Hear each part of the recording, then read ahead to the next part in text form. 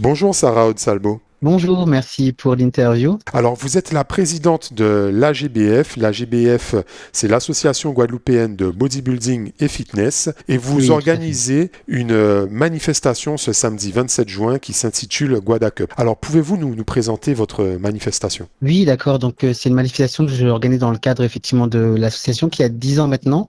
Donc, ça fait 10 ans que nous organisons des compétitions sur la Guadeloupe, mais aussi sur la Guyane. Donc, cette compétition va regrouper des athlètes des Antilles-Guyane, mais aussi de la métropole. Cette année encore, l'année prochaine, nous sommes amenés à accueillir des athlètes de toute la Caraïbe et de l'Amérique centrale. Donc là, depuis notre reprise il y a 3 ans, nous avons organisé déjà 4 compétitions. Nous avons une interruption, pardon, de 5 ans par rapport au Covid. Donc là, nous reprenons le plus bel justement pour refaire monter le niveau sur la Guadeloupe, pour que justement l'année prochaine, nous puissions accueillir des athlètes qui viennent vraiment de toute la Caraïbe et de l'Amérique centrale. Nous aurons différentes catégories, des catégories masculines, mais aussi des catégories féminines qui vont se confronter pour avoir le titre de champion et championne de la Guadeloupe. J'aimerais qu'on parle un peu bodybuilding, qu'on rentre un peu dans les détails pour les personnes qui connaissent pas bien, qui ne connaissent pas bien cette discipline. Le bodybuilding, ce n'est pas uniquement des muscles, des gros muscles. Est-ce que vous pouvez nous en parler? Alors, il y a pas mal d'amalgames qui se font par rapport au bodybuilding et à la force physique, donc le powerlifting ou bien la force en général. Donc nous, effectivement, nous avons à peu près la même base parce que nous nous entraînons en salle de sport. Mais nous, l'objectif, alors moi, je suis présidente mais aussi juge international. Moi, en tant que juge, ce que je cherche en fonction des catégories, c'est une symétrie, une ligne, une définition musculaire qui sera plus ou moins poussée par rapport aux catégories et une aisance scénique. Donc, l'objectif de l'athlète qui va monter sur scène, c'est de présenter au juge un physique qui aboutit et ça va passer notamment par les entraînements en salle de sport, mais aussi par une nutrition et une hydratation qui est très spécifique à ce sport. Donc en fait, quand on voit un physique d'athlète, on voit un athlète qui a été jusqu'au bout de ses capacités physiologiques et qui va montrer une certaine esthétique au juge. Et c'est vrai que vu de l'extérieur, ce qu'on va voir, c'est uniquement la beauté plastique, mais il y a vraiment un travail minutieux d'entraînement, mais aussi de gestion de son alimentation pour arriver à ce physique-là. Pouvez-vous nous parler du déroulé de cette manifestation? Est-ce qu'il y aura des catégories masculines, féminines? On vous écoute. Oui, absolument. Donc, l'ouverture des portes au public se fera à partir de 17 heures. Donc, la présentation va se faire à partir de 17h45. L'animatrice va commencer à prendre la parole pour expliquer un petit peu les choses. Et la compétition démarrera à partir de 18 heures. Donc, les différentes catégories vont s'enchaîner. Donc, on aura effectivement des catégories féminines et masculines.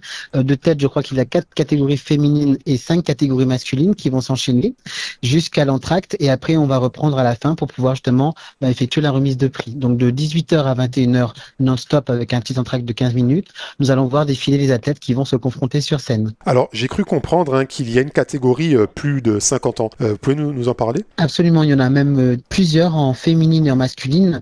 Donc c'est une catégorie spécifique. On aura même des athlètes de plus de 60 ans et de plus de 70 ans. Donc pour dire que le bodybuilding, c'est vraiment un sport qui est accessible à tout le monde. Et ça permet justement de se rendre compte de cela et de voir que même l'âge montant, on peut encore être musclé et puis prendre soin de soi à travers cette discipline. Alors, pour les personnes qui nous écoutent et qui aimeraient s'initier au bodybuilding, alors comment ça se passe en Guadeloupe? Il y a une ligue, il y a plusieurs clubs. Est-ce que vous pouvez nous aiguiller un petit peu? Oui, alors par rapport au bodybuilding, je suis la seule fédération, en tout cas active. Il y en a une ou deux, mais qui font plutôt de la délégation, donc ils font partir les athlètes à l'extérieur. Donc si les personnes sont intéressées, n'hésitez pas à me contacter. Donc moi, je représente la fédération IFBB à l'international, qui est l'une des fédérations les plus importantes mondialement. Donc ils peuvent me contacter, prendre rendez-vous avec moi, parce qu'effectivement, mis à part cette compétition que j'organise une fois par an ici, nous partons aussi en délégation régulièrement ailleurs, que ce soit dans la Caraïbe ou ailleurs. Et là, justement, fin août, nous partons pour l'Assemblée générale qui aura lieu au Guatemala.